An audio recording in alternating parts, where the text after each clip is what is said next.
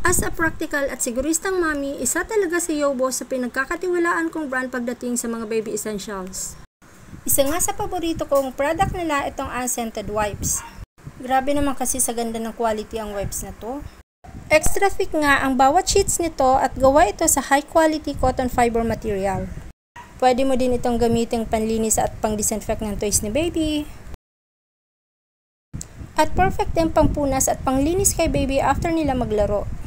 Proven safe and effective nga pala ito panlinis sa mga kids at babies dahil meron itong aloe vera extract and vitamin E that pampers and moisturizes baby skin.